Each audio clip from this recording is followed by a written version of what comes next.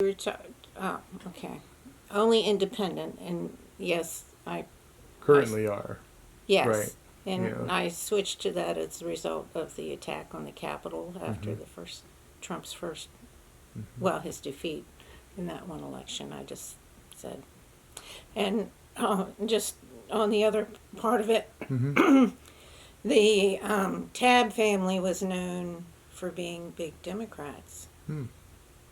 And so people were shocked when I ran as a Republican, Mhm. and they were shocked that my father-in-law allowed his son to marry me. And I'm going, but you're the old type of Democrat. You know, it's not, the parties aren't the same. We're alike ideologically, Mhm. but but anyway, but no, I just decided I couldn't stay with the Republican after that um, Mhm. attack on the Capitol. Mhm. So that's why I'm an independent. Mhm. Okay. Yes, you've got the dates right. Okay. When I was elected to the county commission, I married Cam in 1975. Okay. And can I tell you the history of how I met him? Absolutely. Okay. Well, I was going to a lovely liberal arts college in Illinois, majoring in English because I like literature. Mhm. And then my parents were divorced, so I was taking out a lot of student loans. I thought, what am I going to do? How am I going to pay this back, And I did not want to be a teacher. And I thought, what can I do? Well, with my parents divorced, I spent most of my teenage summers at my aunt and uncle's farm in Illinois. Hmm. And I really enjoyed that. And I thought, I don't have any practical experience, all this. So I had to convince my mother. I transferred to Virginia Tech to major in dairy science. And we went to visit. And my mother thought I was nuts. And, she grew up dirt poor on a farm. And the advisor said, if she can write, I can guarantee her a job. Because it said, she could work for these magazines, these farm magazines, and all that stuff. He says, she doesn't have to go work on a farm. She could be at a research laboratory if she's into science, all that. He says, I can guarantee her a job. My mother said, okay. So, Virginia Tech always actively asks for summer positions that they'd like a college kid to come and get more experience on. Mhm. And the Tabbs were the closest to where I lived.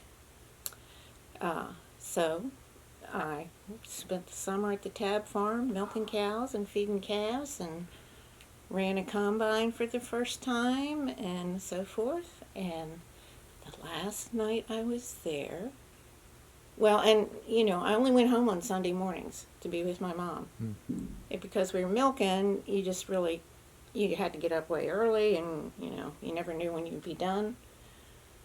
Last night I was there before I had to go back to college. The eldest son, Cam, asked me out on a date. And so then we dated all during my senior year, long distance, but we dated, and then we got married the following year. Were you able to come back and visit, or was he able to visit? Well, he was on the farm. He couldn't come visit. No.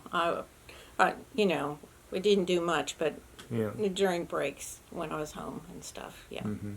yeah. So how far away were you living from the farm? Well, by that time, my mom had moved to Boonesboro, Maryland, Okay. so that's fairly Yeah, close. fairly close. Yeah. So. Wow. And how long were you married? How many years? 47. Yeah. 47. This July would have been our 30th anniversary. Well, almost 47. Yeah. So. Anyway. Now, did you grow up with a family like his, or was No. it so different? No, my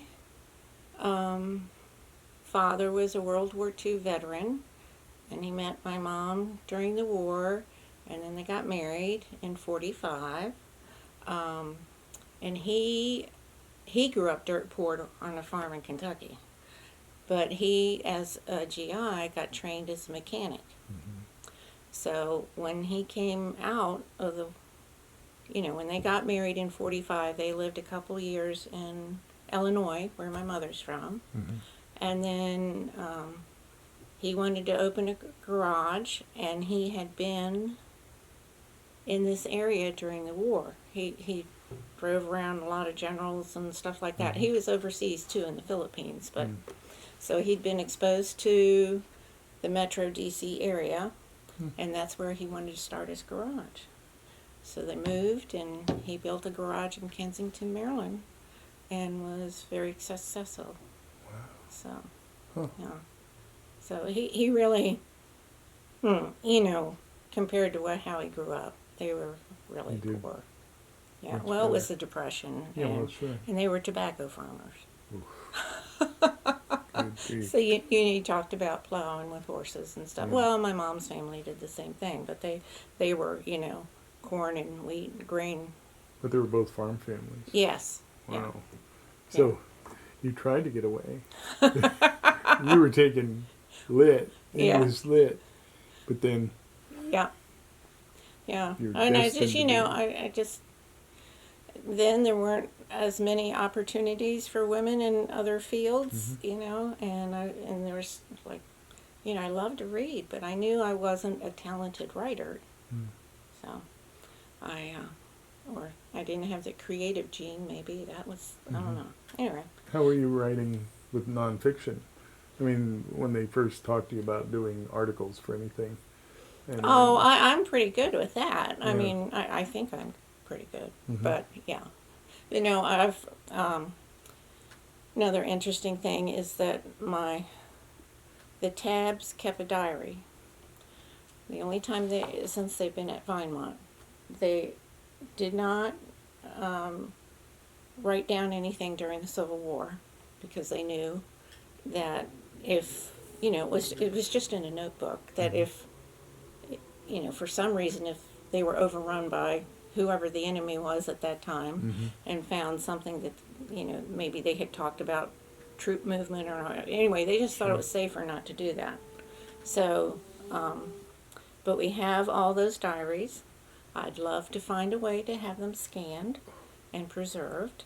When did they first move into that house? We've had it for 150 years.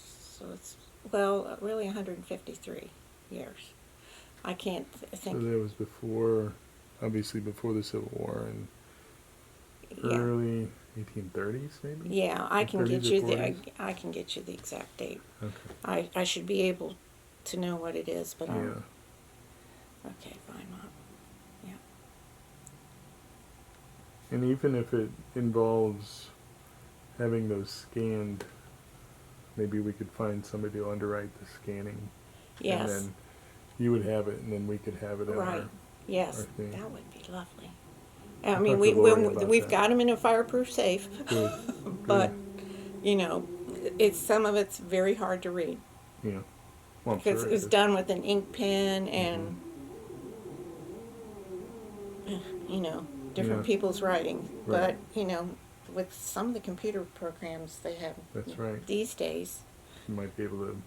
with artificial intelligence, Yeah. all these pages were written by this one person. Mm-hmm. You You never know. never know. I don't You know could enough. do that. I've got a daughter that's a computer engineer, and what I know about a computer.